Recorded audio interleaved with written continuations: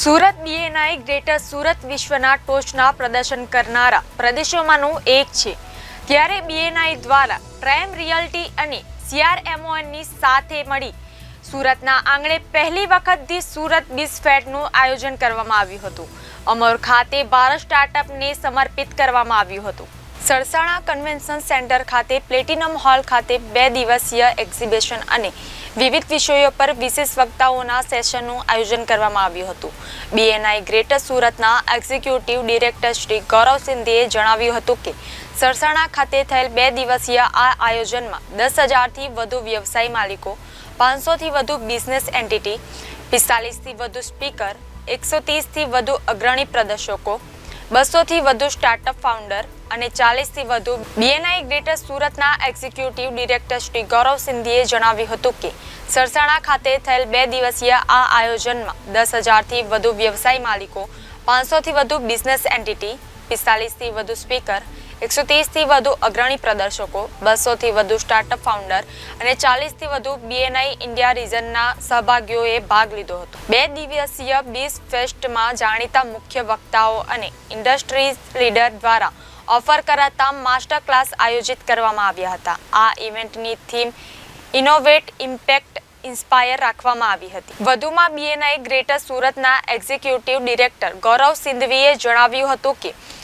સુરત 2030માં ભારતની આર્થિક રાજધાની બની જશે અને સુરત બીઝ ફેસ્ટ આ વિઝનને આગળ લઈ જવા માટેની એક પહેલ હતી. સમગ્ર ભારતમાંથી બિઝનેસ એક્ઝિબિશન અને વિદ્વાન સ્પીકર્સને એક સાથે લાવીને આ 3 દિવસીય ઇવેન્ટનું આયોજન એક કમાણી કરવાની અને શીખવાની સાંસ્કૃતિકને એક સાથે પ્રોત્સાહન આપવાનું. સમગ્ર ભારતમાંથી બિઝનેસ એક્ઝિબિશન અને વિદ્વાન સ્પીકર્સને એક સાથે લાવીને આ 3 દિવસીય ઇવેન્ટનું આયોજન એક કમાણી કરવાની અને શીખવાની સંસ્કૃતિને એક સાથે પ્રોત્સાહન આપવાનો અમારો પ્રયાસ હતો, જેમાં સ્ટાર્ટઅપ ફાઉન્ડર અને રોકાણકારોને એક મંચ પર લાવવામાં આવ્યા હતા. સાથે જ પેનલિસ્ટ સ્પીકર્સ દ્વારા માર્ગદર્શન આપવામાં આવ્યું હતું. जी सर, आपका नाम आज कई प्रकार का कार्यक्रम? मेरा नाम गौरव सिंघवी है. मैं एग्जीक्यूटिव डायरेक्टर हूँ बीएनआई सूरत का. मित्रों, ये 3 दिन का जो प्रोग्राम हो रहा है वो है सूरत बिज़ फेस्ट. सूरत को एक डेडिकेटेड फेस्टिवल है बिज़नेस का, और 3 दिन का जो इवेंट होने वाला है उसके अंदर हमने पहला दिन जो 24 तारीख थी वो पूरा का पूरा स्टार्टअप्स को डेडिकेटेड था.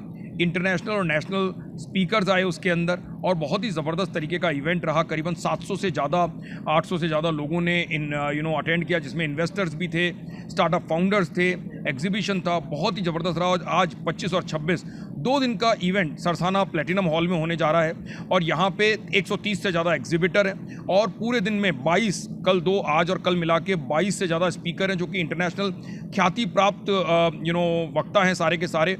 और मैं आपको बताऊँ, इन जो हमने 42 स्पीकर बुलाए 3 दिन में, उनमें से करीबन 35 लोग ऐसे हैं जो सूरत में पहली बार आ रहे हैं. तो फ्रेंड्स, ब्रांड सूरत को ज़्यादा से ज़्यादा हमको इम्पोर्टेंस देना है.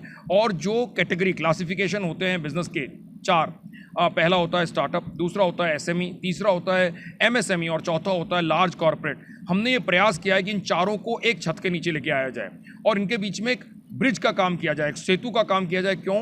क्योंकि नॉर्मली स्टार्टअप के इवेंट देखते हैं आप, एक होते हैं, या फिर लार्ज कॉर्पोरेट के एक इवेंट होते हैं, एमएसएमई, एसएमई के एक होते हैं. लेकिन जब हर आदमी को ये समझना जरूरी है कि लार्ज कॉर्पोरेट के लिए कौन वेंडर होता है, एसएमई, एमएसएमई, तो उसका नेटवर्किंग वहाँ करना जरूरी है. आज यदि स्टार्टअप को यदि अपना बिजनेस चाहिए, इनोवेशन बताना है, तो किसको बताना है? लार्ज कॉर्पोरेट को बताना है.